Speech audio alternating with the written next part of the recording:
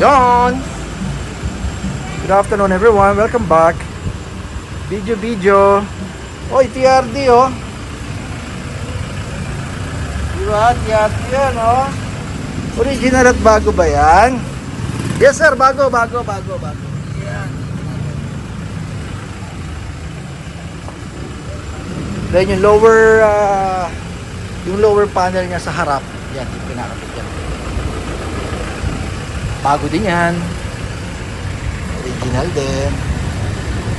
Yun, welcome ko muna kayo sir, ma'am, sa Facebook at YouTube channel natin, TRD Parts, and Viber and WhatsApp. Meron din tayo, yan, napakita natin sa screen. Okay, so welcome muna natin ating 2018 na G variant, all the way from Pangasinan to sir, ganun siya. Bukas siya. Okay, so shout out kay Sir Danny ng saan ba si Sir Danny? California? Yeah, California yata, USA. Yes, dinala nung relative ni Sir Danny dito yung 2018 na Fortuner niya na 4x2. This is a G variant. So exactly kopyang-kopya at parehong-pareho to ng makina ng ating V variant na 2018 naman.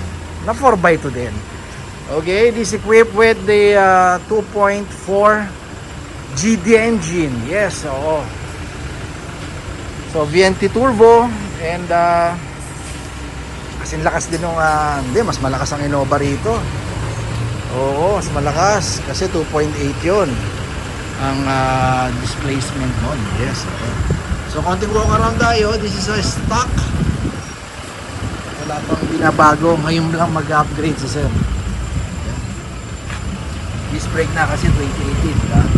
So ito yung sa atin. So ano purpose ito? Yan, nakita nyo na, pinakita na natin yung grill na TRD natin. Yes. So gagawin natin dito, since pareho naka TRD ano, yung pagkakaiba ng TRD grill. Yan. So check nyo guys yung mga naka TRD variant na which is hindi naman, may TRD variant man nilabas din si Toyota kasi sa Pilipinas way back 2019 yata, 18, hindi ako nagkakamali. May TRD variant din, which is yun nga lang G. Kasi alam naman natin sa Thailand, pagka sinabing TRD, ito na yung parang GR variant nila eh. Ito na yung mga top of the line. Kaya nga doon sa mga previous video natin, meron tayong mga push start button, smart assist o smart entry, mga top of the line ng TRD Thailand. Alright? So ito lang hindi nagawa ni Thailand. Okay, so release sa atin itong ganitong grill. Actually release siya sa Toyota Indonesia. Inadapt lang natin since TRD yan, original na glossy katulad nung nandun kayo na sa box. Ito na rin ay kakabit natin. Okay, so ang gagawin natin, mag-upgrade siya katulad nung sa akin. Okay, so itong sa akin kasi TRD version 1, pero nag-upgrade ako nung kilay o yung fog lamp cover na pang version 2 na TRD. Na which is released sa Thailand. So bakit TRD version Thailand tayo? Kasi ito hindi lumabas sa Pilipinas. Alright? Hindi ni-release yung Toyota Philippines. Unfortunately, hindi tayo lumabas, hindi tayo nagkaroon ng ganitong klaseng design ng bumper. So kagandahan dito, pwede natin gamitin sa local Fortuner natin simula 2016 hanggang 2024 model. Plug and play. Yes, tama, narinig mo, plug and play. Modifier yung body kit niya kakabit din natin sa kanya. Once na ma-install natin yung version 1 na TRD bumper. Mamaya guys, papakita ko, ituturo kayo ng konti dun sa ating paint room o paint area.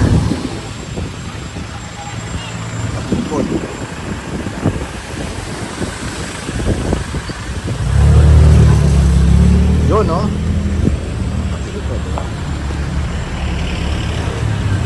So konting trivia uli, ang TRD bumper kasi, yung TRD particular release sa Thailand na katulad ng bumper na to, mas malapad, mas labas yan, then mas malapad, mas mahaba.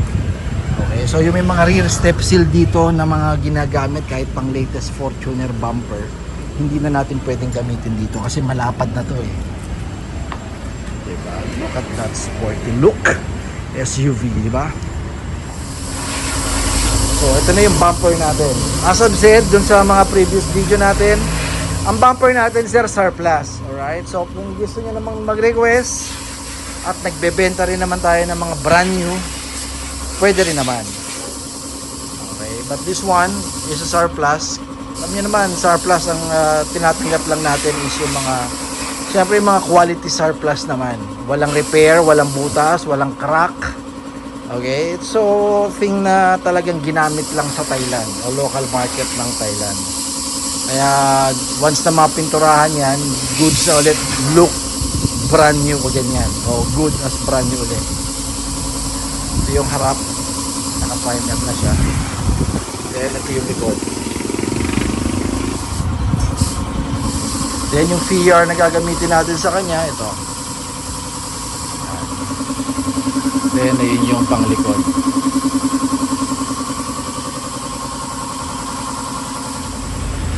So dito naman tayo.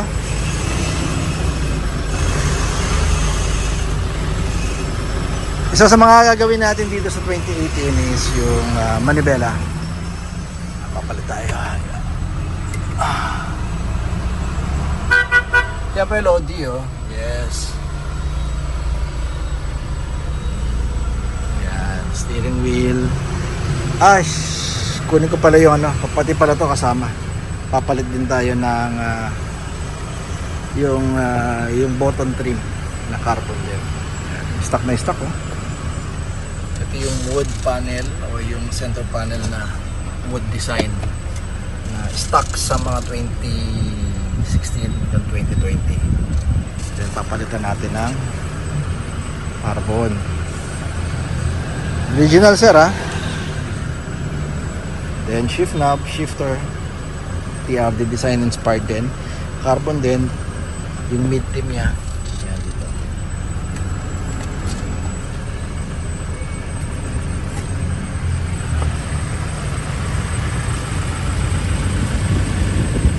So tanggalan natin yung steering.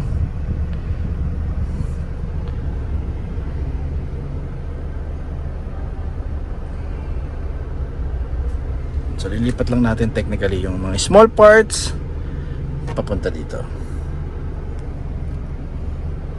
Then sunod natin to.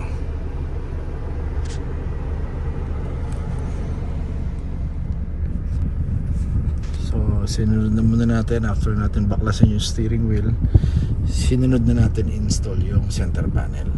Mas masarap at mas maayos gumawa pag wala yung steering wheel.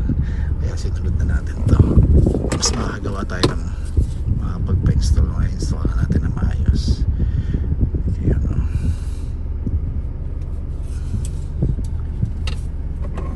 Yan. Tsaka ito isang stock niya. Yung stock niya. Yan. Itong mid console. Yan. Punta natin.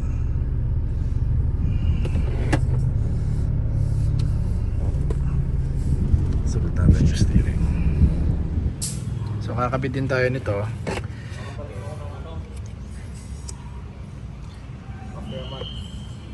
Tama, duman na pa. Tsaka mo pa bopping na rin ano. Yan, papalit din tayo. Ito yung may reflector eh, ano, reflectorize. Lodi, carbon. So ito yung stock.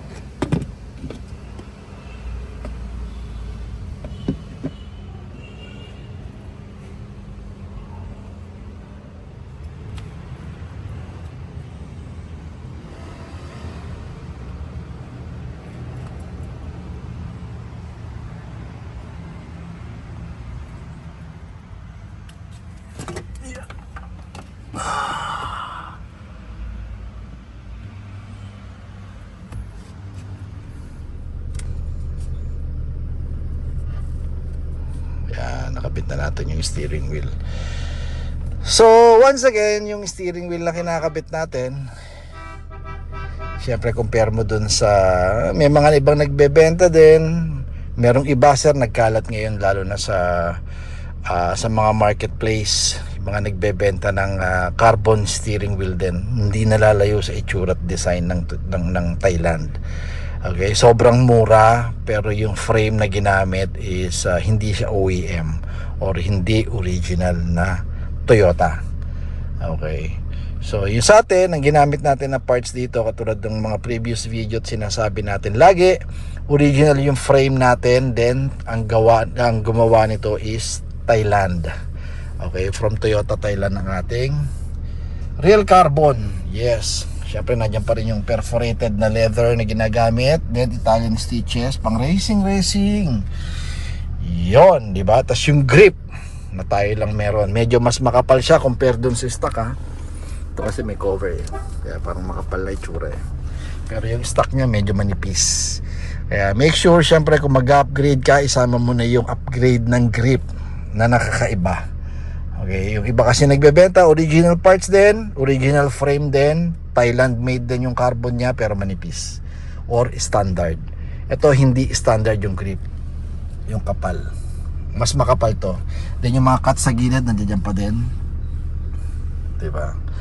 Flat ang top, flat ang bottom. Okay? So yung bilog niya hindi nalalayo sa stock at sa standard niya. Hindi siya malaki, hindi maliit yung bilog. Standard lang ito. It so happen nagkaroon ng design, nagkaroon ng konting arte. Okay? So for this one is 30,000 plus 8,000 para sa button trim. Yan, may stock tayo. Awa ng Diyos. Okay? Diba ang logo natin isa lang, ha, TRD sa taas lang, walang GR sa taas. Okay, dapat kung may logo ko na rito, wala na rito, stripe lang dito. Okay, so saya ng design ng GR ng TRD. Ang GR naman baliktad, may stripe dito na single, then dito naman ang GR logo. Okay, then center panel, yan kabit tayo. 15,000 to. Ito isa, dalawa. Siyempre TRD inspired yan. Yung sticker na yan, hindi mo matatanggal at hindi mo siya masasalat asing nasa loob siya. So reflectorize yan, tulad doon sa power window natin. Then shift knob, ganun din. Siyempre TRD inspired. Yan, bagay na oh. Diba? 5,000 naman for shift knob. Alright. Then labas tayo, ha. Kabilaan pala, meron din sa kabilang side. Yeah. Yan. From outside naman, ito yung tsura niya. Halata mo kagad na SUV o pwede natin sabihin na wild truck or monster truck yung moto mo. Kasi laki nung, di ba? Yung profile niya malaki, mataba, guwapo para sa isang SUV. Basic lang itong SUV ni sir, ha, itong Fortuner. Once again, watch out guys, by the way, doon sa ating bumper soon. By today is Friday, maybe Saturday tomorrow, by Sunday afternoon may install natin yung TRD grill niya with VR kit. Siyempre, kasabay na rin natin yung grill. Pinakita ko sa inyo kanina. Alright, so magkakaroon ng part 2 tong video natin guys, ha. At pasalamatan ko na siyempre si Sir Danny, all the way from US, California.